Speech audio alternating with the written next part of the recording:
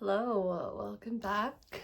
I wanted to talk today about an article I read about what skills might become more or less valuable in the age of AI.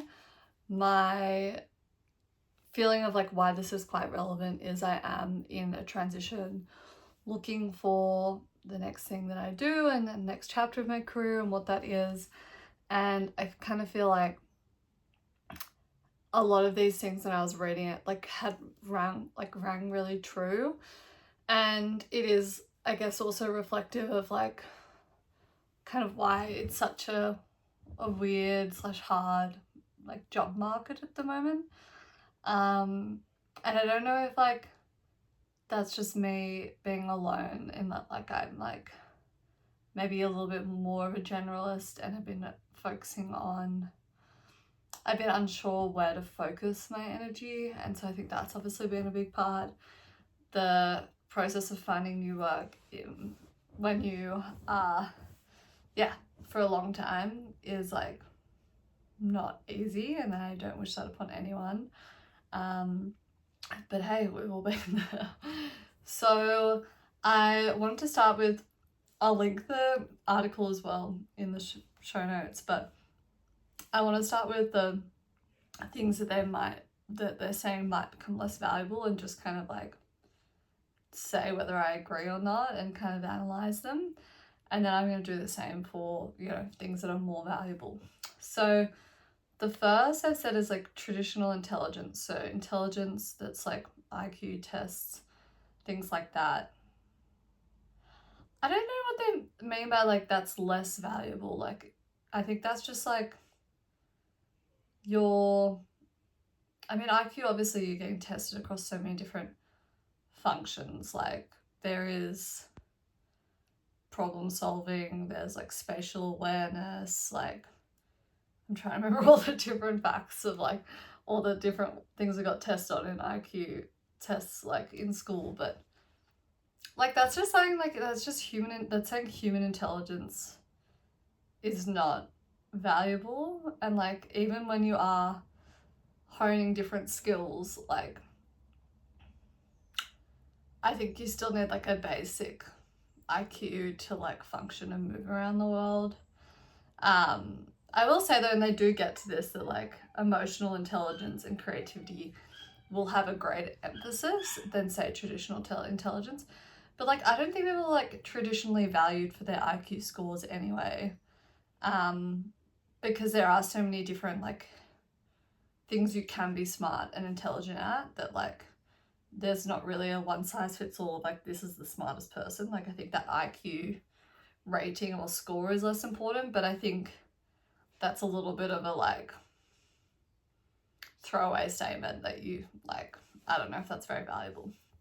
Okay, next I said manual dexterity, hand job, oh my god, you know what I mean, jobs that require your hands. Dexterity, that sounds right. Robots might take over more do with your hands jobs, exception for top 1% craftsperson. I think that's kind of fair, production line things, I guess.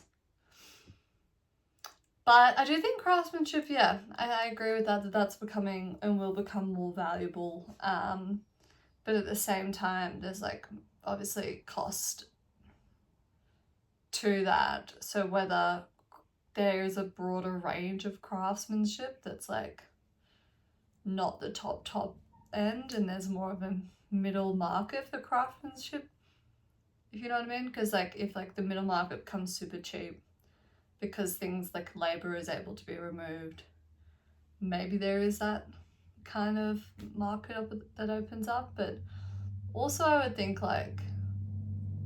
vintage and resale markets will just do really well from that, of people looking for old crafted, glassware, tableware. I'm assuming that's what it means by those kind of jobs, because a lot of jobs in factories are already done by robots, so I'm not 100% sure what it means there. All right, next, having a lot of memorized knowledge. So might be good for niche subjects, but there's a lot of tools you can use to, if there's tools that can do this better than a human. I guess what they're saying here is like, is this a job? Like, you've been paid for your like offhand market knowledge. I don't know, I still think like it's kind of like counterintuitive, because it's like being an expert in something is what is becoming more valuable. And if you got there by memorizing knowledge, then I think that's still really valuable. Like, I don't think that's, I think maybe what they're talking about, or what's relevant here, is like in high school when you're doing exams or in uni exams, you have to like memorize like a textbook or like an essay or something. Like, that might be like, maybe they need to change the way that they do those types of exams, but like they've like those exams have been silly for ages. So I don't know if there's many jobs where, yeah, like having that memorized knowledge will become less valuable.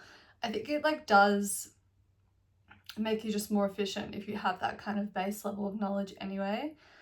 And there's still like that reliability issue. Like, if I'm up for a job versus someone else and I have a lot of memorized or just like market knowledge about, I don't know, the resale fashion market, and I'm against someone who doesn't, but could evidently use AI to search for anything they need in the job, like, you'd still think I've got the upper hand.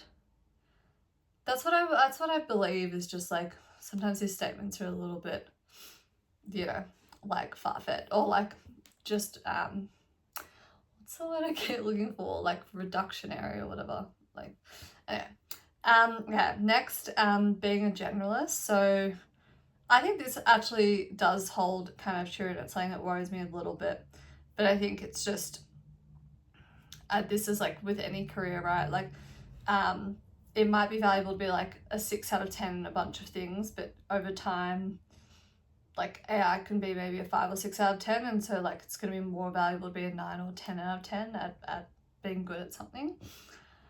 I do think this is kind of true in like, and I had a whole like another episode where I talked about like, does like being a generalist set you up for success, or like does consulting set you up for success? And I do think that like it is harder, especially from like, I think about this more from like a product perspective. Like, you used to be able to just have like get away with kind of maybe some poor design or poor user experience, but now you can build an AI tool on Lovable that gets you like as 6 or 7 out of 10 of the way there. So that extra effort and like thought becomes super valuable. But I will say, in terms of like being a generalist, like, I think if you're going to move up in any career, you like, or any pathway, right, you need to become like hone a couple of really core skills, or, you know, become an industry expert in something for you to kind of then take it up to that kind of leadership level.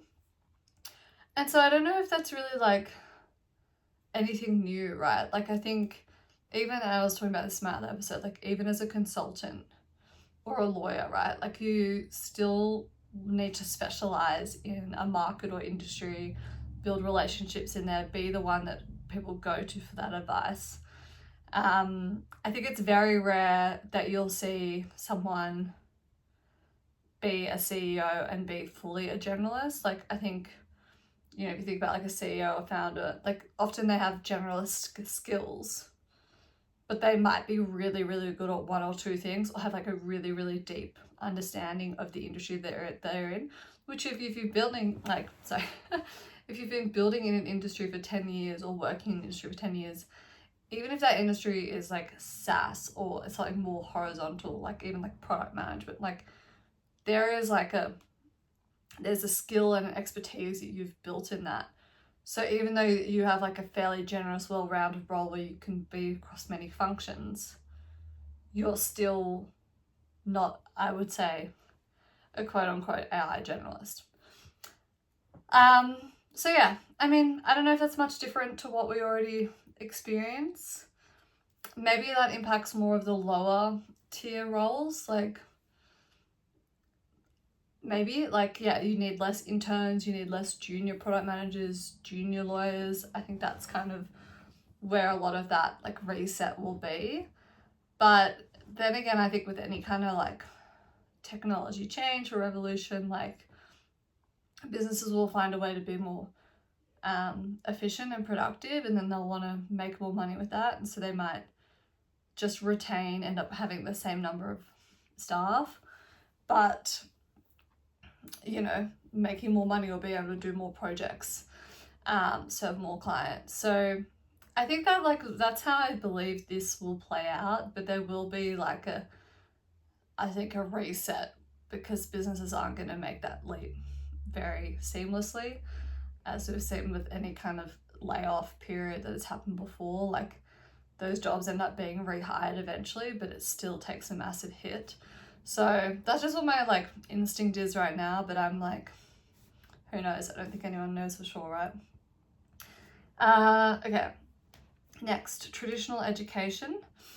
The combination of one, more people than ever going to college, and two, college becoming a less efficient way to learn valuable skills means that traditional university path may continue to lose value, though the community building aspect may gain value.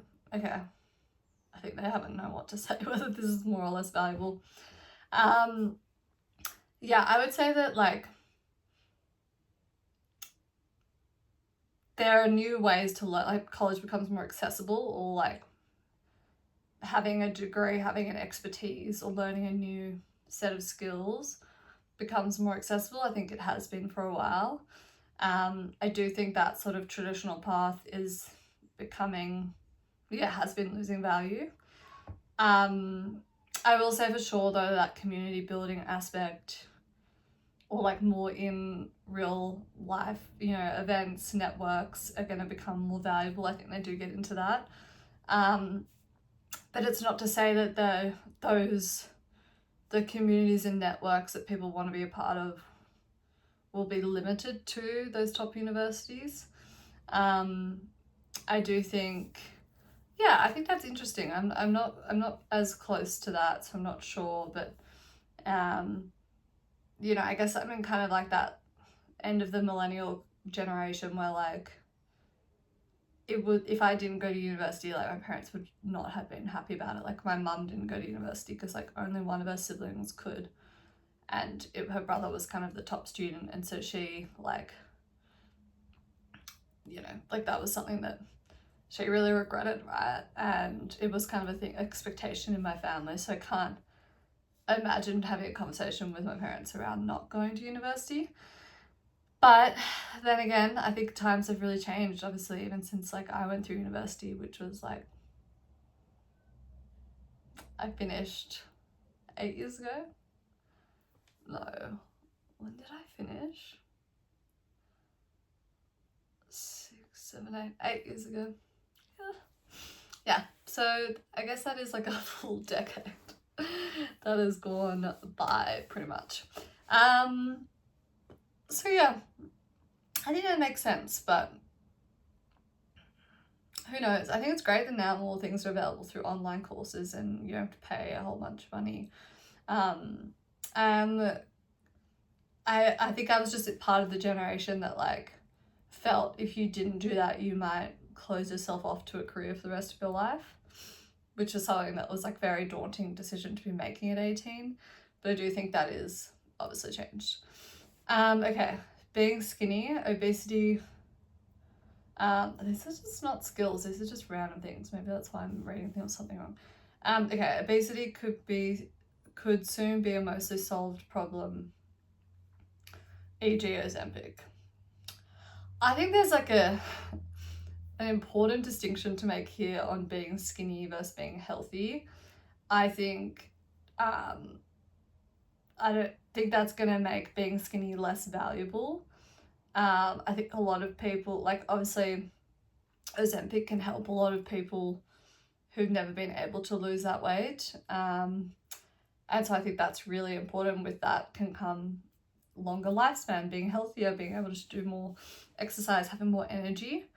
But I don't think that'll like that's what's becoming less valuable. I think, you know, if anything, it's making skinny the new like trend, because everyone's on Ozempic in Hollywood or whatever. I don't know. It appears that they are.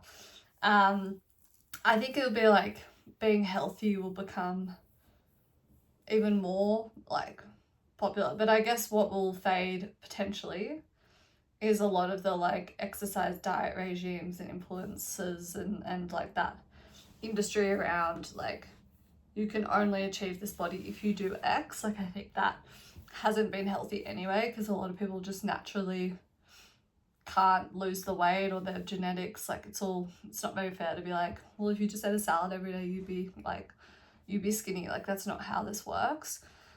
So yeah, I don't know what's gonna happen with that. I mean, in my opinion, being skinny is not going away.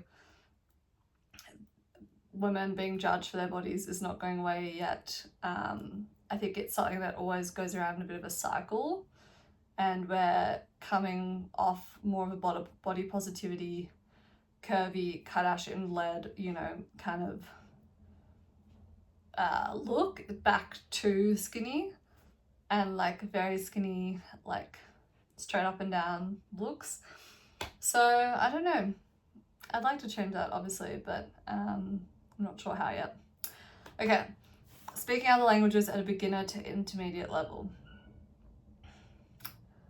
Should being fluent or a native speaker will continue to be valuable, but learning how to read a sign when you're on vacation. I think this is kind of a sad statement. Like, I agree that it's going to make that like real time like even I've noticed like over the last few years, like I like used to travel without data and like try and work out like from Google Translate what certain things meant, and like being able to use Google and like obviously now with the headphones, like there's a much easier way to travel, I guess, without having that base level of understanding of the local language.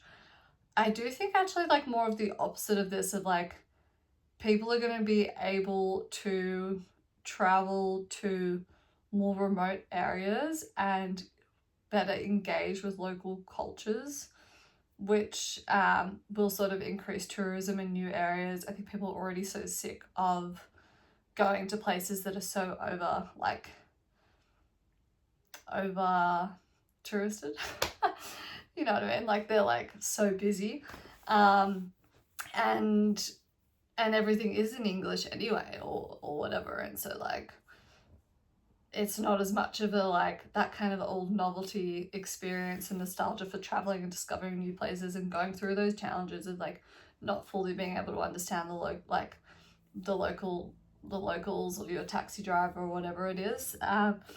So I think in anything it's like it's going to make people a little bit branch out a little bit more, because they do have some of those more available tools and resources to survive in a remote town where no one speaks anything else but Portuguese and you're an English speaker only.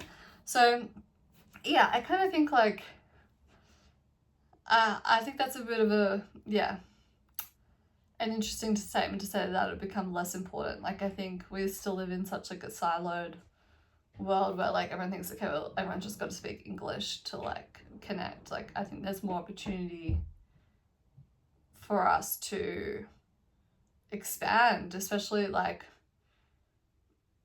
you know, a lot of that comes like you can't like live normally or like assimilate in another culture if you're like make friends if every thought or like response or question you have to ask has to come through another tool. Like there's so much, like I've done French exchange, and like the challenge around like what you would normally say like in just like a normal social situation and not being able to say it because you're like you don't have the vocab, like I mean that sucks. I hated it. And if that can become easier, then I'd probably go live in these like non-English speaking towns a little bit more, and I'd love that. It's like a hobby, you know. Okay, next, because I need to move on to what might become more valuable. All right, easily or automatable skills. A couple examples: accounting and data science, a lot of route work, how does the role change? I think that's fair. I mean, I think it's interesting to, like, the interesting question is, how does the role change? Like, yes, some things become more systemized and automized, but, you know, there is still a level of, like, how do you structure it? Like, how does it relate to that business or that marketing question?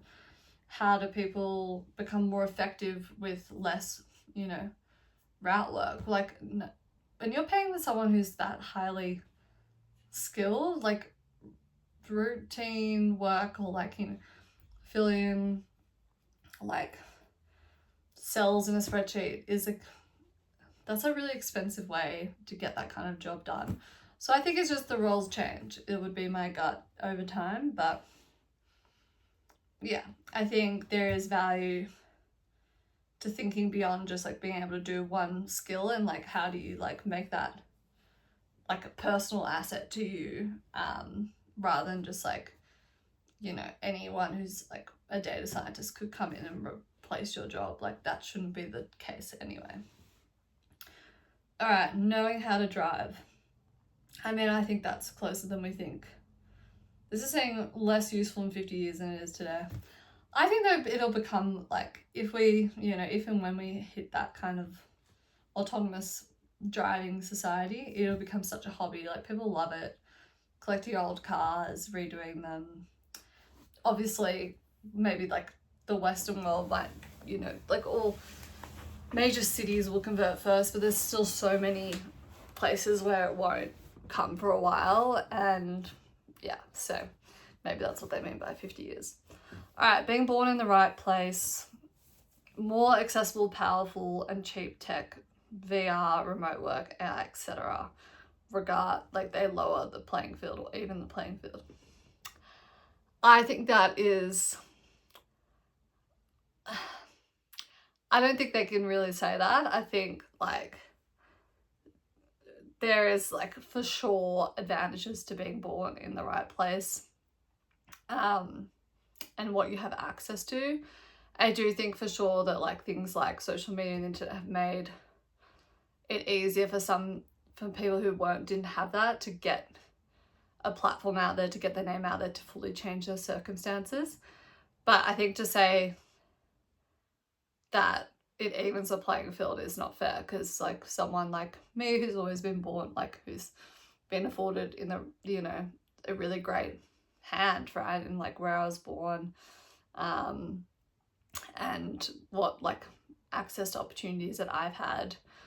Yes, I have the same access to tools as someone who doesn't, but does that mean that it's an even playing field? Like, I don't think so. And I don't think that's like saying AI will, like, drive equality in the world and solve inequality. And I think it's just a much more complex and layered problem than that. Okay. All right. So things that are going to become might come more valuable. All right, 1, trustworthiness. Increasing amounts of AI slop in tech make it even harder to trust people, companies, and brands.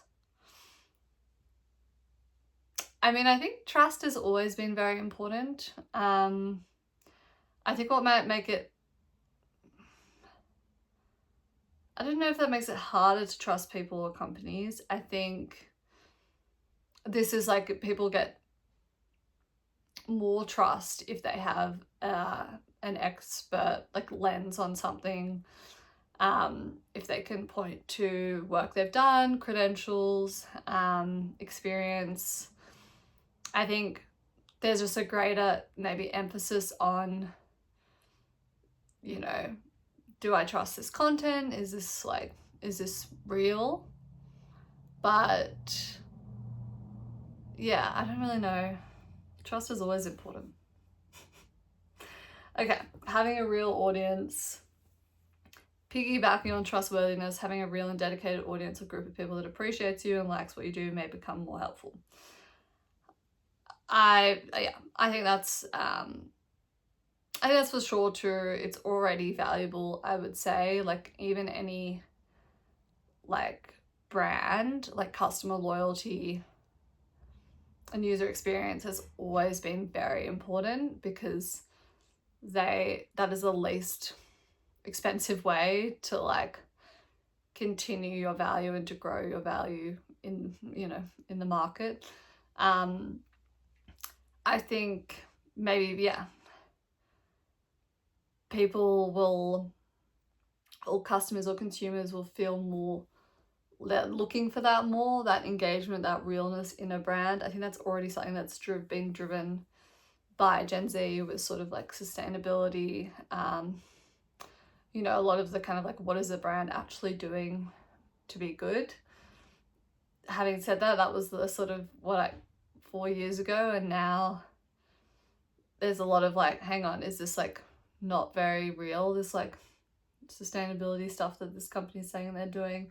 There's a lot more questioning. But I do think like, yeah, this is like becoming an expert or having people respect you for your unique view, which again comes from, yeah, leaning into being unique, to connecting with people and becoming, say, an expert at something. Not that this is like a, obviously, like, I'm not trying to be an expert in some particular area, but this is like very much like a more personal connection driven, like working on things that, you know, I hope many people like me are also going through, of like finishing their, like closing out their 20s and that journey and entering the next chapter. So yeah, I know, let's not relate that to me yet. Doing things in real life, I think that's very true. That's already trending now. I don't know if that's necessarily AI related though. That feels just like everyone reaching a point with kind of the news and social media and this trend to like, you know, I think I made another video about hobbies and like, did social media kill our hobbies? And, you know, this kind of remembrance of activities or things we used to do that brought us a lot of joy that were replaced by a lot of scrolling or having too much access to the news. So I think that's already a thing. I'm not sure if it's an AI related thing. Craftspeople, spoke about that before. I just think some of these things are just so, I'm so like, whoever wrote this article, they're saying if AI tech and robots can do a decent job, it becomes more valuable to do a spectacular job, like how the rise of fast fashion has led to a boom in vintage and artisan clothing.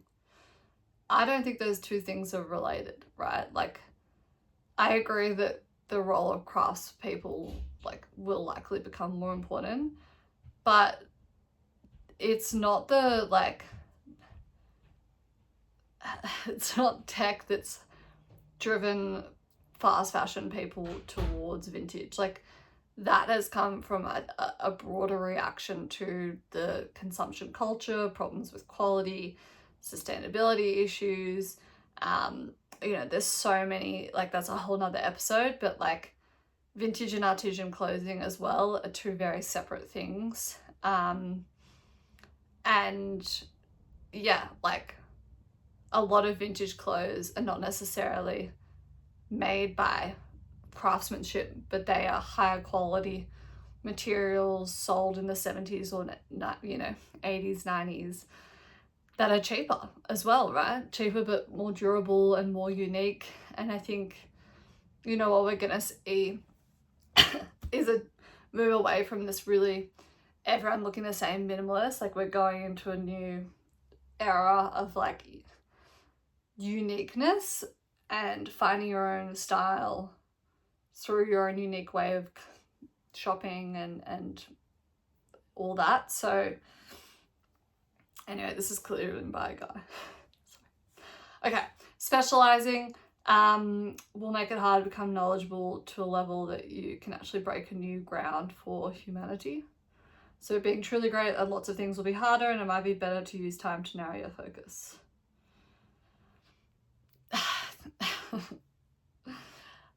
This is just like, I don't know. I think actually the opposite, right? Like, it used to be you could only really be an expert in one thing, but I think now, like, and a lot of people have multiple interests, in myself included, that I could become more expert in things that I would never have had the time to do That includes languages, that includes, you know, other random topics like, you know, space or psychology, like things that just fuel my mind and I'm like passionate about that I might have just read 1 or 2 books about and not being able to dedicate a lot of time to. I think it opens you up for more. Yeah, leave it at that. Being funny may help with connection and having an audience. I feel like this was written by a robot. Like, anyway, yes, obviously being funny is valuable. Emotional and mental health in the age of AI. Sorry, just back to being funny. I think that's like becoming even more valuable in terms of the news as well, because everything is so like subjective or like left wing, right wing, that like we need humor to be able to like digest the news and to actually hear it in a way that is kind of objective or like makes you think from an objective perspective. You know what I mean? Okay, emotional and mental health in the age of AI. Knowing how to stay sane and happy will be especially useful.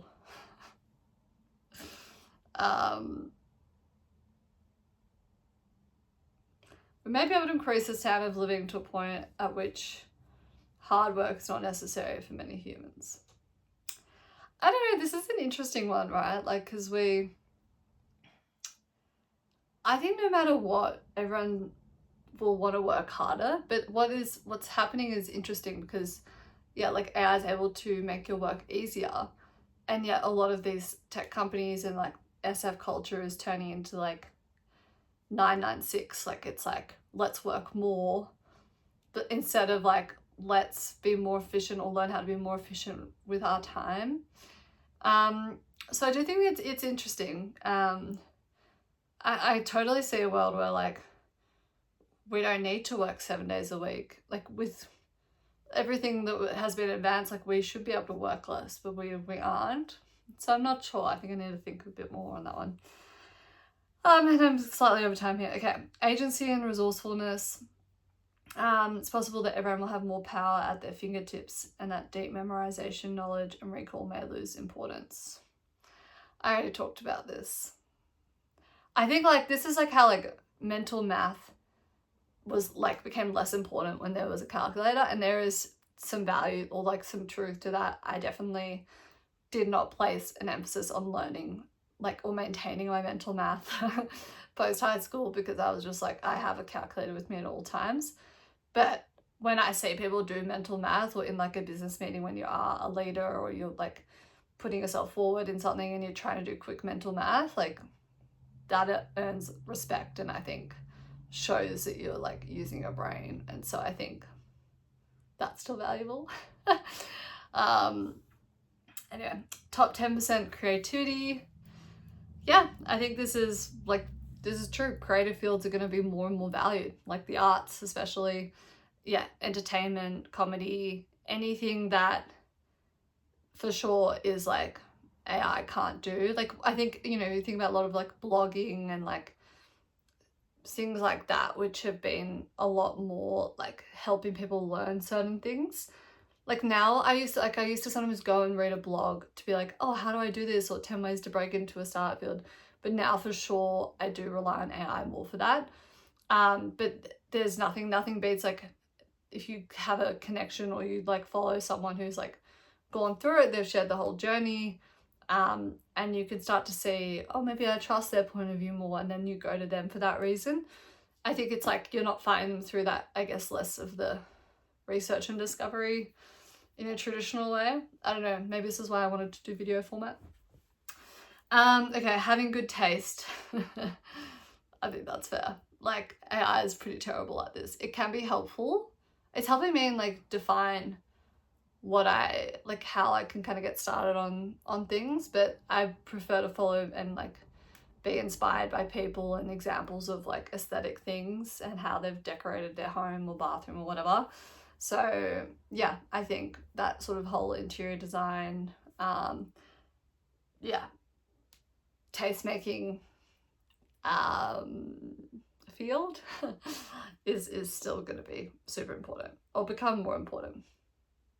And maybe people have more time to think about those things or want to learn those things, right? Because of everything else or other things becoming a lot easier. And I think that's certainly happening for me. Okay, being adaptable. This has always been valuable, but it's also true that status quo of our world is changing much faster.